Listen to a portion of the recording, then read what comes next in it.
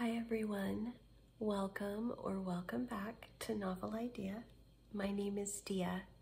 Today I have some tags and I don't know how many I'm going to be able to get through, but I'm going to try to do at least 2 and then maybe we'll do some more if I have time. So the first one I'm going to do is from Kelly Reads a Lot. She tagged me in her Frances Hodgson Burnett tag, and I just have not had the opportunity to get to do very many tag videos lately, so I want to make sure to do that one. It's an original tag by her. And so we'll do that one. And then Dave and Olive from Book Blather tagged me in the Off the Top of Your Head tag. And so I'm going to try to do that one. I think I was tagged in the Don't You Forget About Me, but I didn't write down who I was tagged by and I cannot find it. So if you tagged me in that video or in that tag, please let me know, because I'd love to give you credit for it. I'm still not feeling well, but we're going to do some tags. I'm puppy sitting today. I am feeling better. I'm just not feeling well. And you could still hear it, I'm sure, in my voice. I'm drinking kombucha. It's just a bottled one today. Since I'm over here, but drinking kombucha, trying to get all the good things into my system so that I can get rid of this congestion and cold and watery eyes and all of that. But my fever broke, so at least we are that far along. All right, let's get started on some tags. So the first one is the Frances Hodgson Burnett tag, and it only has 3 prompts. So the first question is, a little princess. In A Little Princess, Sarah demonstrates the power of imagination. What book or books awaken your imagination? I wrote down a few. The first one that I remember being absolutely fascinated by as a child was The Borrowers. In fact, I even had my own little imaginary miniature friend whose name was Willie. And so I pretended like he talked to me. I pretended like I could see him, all of that. I had a little miniature imaginary friend, and it was because of The Borrowers. I also think I told you this in my video where I was doing favorites. One of the things that The Borrowers did for me is it also kind of stirred me up to do tiny little craft projects and leave them around in hopes that The Borrowers would find them. So that one definitely awakened my imagination as a child. Another one is The Little Prince by Antoine Saint-Exupéry. He had a way of expressing what it means to be a child in that book, to the point where I just fell in love with so many grandiose ideas of the world being larger than what was just around me and what that could possibly mean and all of that.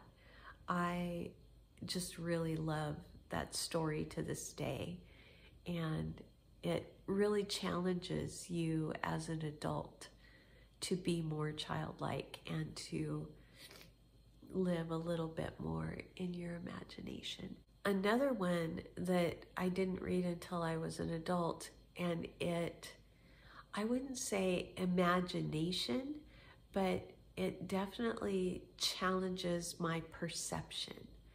And that would be This Present Darkness by Frank Peretti. And that one just talks about this unseen realm that is all around us and what those beings in that realm are up to, and the good and the bad of that unseen realm, and what our part in it is. And I found it fascinating the first time I read it, and it's still, I just reread it recently, it's still challenged me. It still made me kind of wake up to some things. So I would say that one as well. Number 2 is Little Lord Fauntleroy. Is a book that demonstrates the kindness of a child. What book or books show kindness in a character, especially kind children? So I also wrote a few down for this. I have Heidi by Joanna Spyri. I think Heidi definitely demonstrates what it means to be kind and gracious. Another one, since we just are coming off of Alcott April, I'll mention Under the Lilacs. Very much a book about children who want to encompass other children and be, you know, family to them, and the goodness of the adults as well. It's a really lovely story.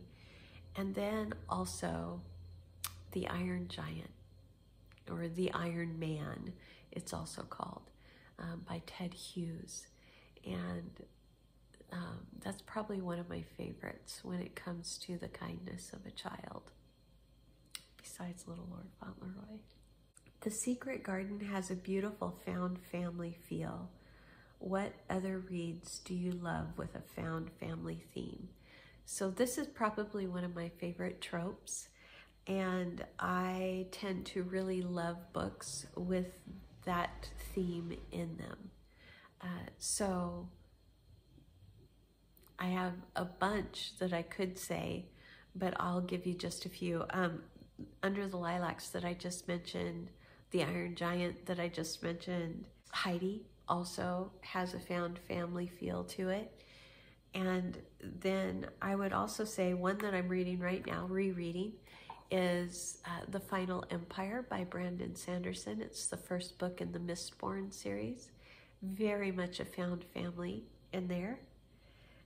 The Ember Blade by Chris Whitting is another one with a gathered family that really has to find how they work together and what it is that each other's strengths are. And they initially aren't coming together because they like each other. They're coming together for a common quest kind of thing, and then along the way become family. I'm trying to give you ones that not everybody else that has done this tag has said. The Licanius trilogy by James Islington is another one with a very strong found family feel, and just a fabulous, very long series. Sorry, Kelly, that it took me so long to get to it. I'm just going to tag a couple of people. If you've done this already, this is no pressure. Talia from Bandana Book Mom, I would like to hear her answers for this. And Hannah at Piles of Books. I've seen her do a tag recently, so I'm hoping that she doesn't mind being tagged in this. Celeste from a Reader's Almanac, I would love to see you answer these questions also. It's a very short tag, so hopefully you ladies won't mind joining in. But like I said, no pressure. Okay, then I want to jump over to the tag by Dave and Olive. It's not by them, but they're the ones that tagged me. It was originally created by the library mouse Gina, and Dave and Olive tagged me back in April sometime. So it is called Off the Top of Your Head Tag. And so I haven't looked at the questions ahead of time. I have seen Dave's video, but it's been a while. I've forgotten. It's literally going to be off the top of my head. So hopefully this goes well. Seeing as how my head is not exactly clear right now. I've got a piece of hair that is really not being nice. Okay, so here we go. Ready? First prompt. What was your favorite picture book as a child? I'm gonna go with Little Bunny Follows His Nose, which was a scratch and sniff book, and you got to follow the bunny throughout his day, and everything that he did on each page had a scratch and sniff spot where you could sniff the flowers or smell his lunch, or just all kinds of other things that were there to smell along the way. So you followed your nose as well through the book. And so I'll go with that one. I think that was one of my favorites anyway, because I spent a lot of time in it. What series did you love as a child? I loved The Great Brain. I could not wait to read it to my kids. I loved it. I think probably the first 3 books are my favorites in the series. Also loved Paddington. Oh, Winnie the Pooh. I liked Winnie the Pooh. So those were some favorite series, I guess, when I was a child. The worst book you have read or tried to read? Pretty much everybody knows the answer to this question. This one has several answers I could say too, but I am going to say Dr. Zhivago. Only book I have ever thrown out of anger. It just made me extremely angry, and I was very disappointed with that book. Your favorite reading or book memory? My favorite memory of reading when I was a kid would be reading with my grandfather. My grandpa was not a big talker. He was a typical Second World War veteran that was kind of shut up about his emotions and didn't express a whole lot.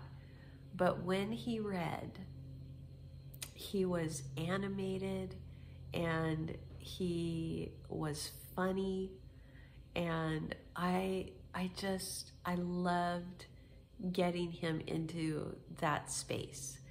I have a memory of reading to my children, and I love the different books that we read. More recently, I've had some really wonderful experiences buddy reading. One of Tiffany's and my buddy reads when we were reading Oscar Wilde's short stories.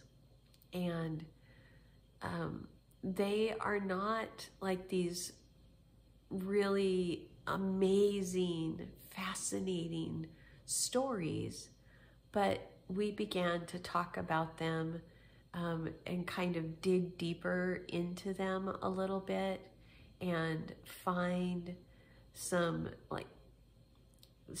biblical overtones to some things and just different stuff like that just made that whole experience really wonderful and one of my favorite memories. Number 5, a book you loved as a movie. The one we just read, The Inheritance by Louisa May Alcott. I like that one quite a lot. Another one that I liked as a movie, Ted Chiang has a short story that the movie Arrival was based on. And I really I like both of them, but I will say that's another one that I really like the movie version of. Number 6, a book you wish they would make into a movie.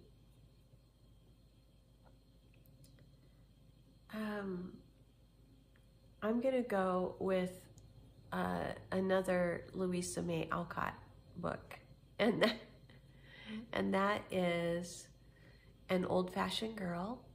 I wish that they would make An Old-Fashioned Girl into a movie and do it justice. I wish that they would make The Tenant of Wildfell Hall into a really good adaptation of that. And that's Anne Bronte. And then I would love to see a really good adaptation of Aragon, because I don't think that the movie that they made of it did it right. They didn't do right by it. It's horrible. But I would love to see a good adaptation of it. I think that it lends itself really well to a movie, so I would love to see that. Okay. Number 7, a book character that you would like as a friend. Oh my goodness, so many. I don't want to be cliche and name ones that I feel like so many others would name. I am going to go with the Queen's Thief character of Eugenides. I would also really love his cousin, Edis. I would really love to be friends with her also. I'm gonna go with that. A place you want to visit because of a book that you read. Oh my gosh, so many. Prince Edward Island because of Anne of Green Gables. I want to go to Mallorca because Betsy and the Great World. I want to visit the Greek islands because of several books that I have read. I would love to go to Macedonia because of the Bible. I want to visit the Scottish islands because of some books that I have read. I mean, there's just all kinds of places that I want to go because of reading books. A non-fiction book that I would recommend. A non-fiction book. Braiding Sweetgrass. I really love it. The Hiding Place, about Jews concentration camp, World War II, horrible, horrible situations, but full of hope. Boys in the Boat by Daniel James Brown. Yeah, there you go. There's some. And finally, number 10, if you could hang out with an author all day, who would you pick and why? Anne Bronte. Because I want to know what it was about her that made her books so different from her sisters. They're just much more hopeful. And she seems like the kind of person that I would want to hang out with. But I don't know. I don't know that for sure. I enjoy all of her books, and I've enjoyed her poetry. And so I think I would want to hang out with Anne Bronte. All right. So that's all of the questions for that one. As far as tagging people goes, off the top of my head, Amy from Hearth Ridge and Becca from Rebecca and maybe Rosica from Midnight Reader. Yeah, I'll do those 3. If you guys don't want to do it, don't worry about it. But I wanted to tag some people anyway. So there you go. I think we're gonna stop there for today. My voice is kind of starting to get croaky. So I think we're gonna stop there for today. Thanks so much for joining me. I hope you enjoyed these tags. I hope you maybe heard something new that might spark your interest in something. And thank you to both Kelly and to Dave and Olive for tagging me in both of these. And I will see you again next time. Like if you liked it, subscribe if you want to. Bye.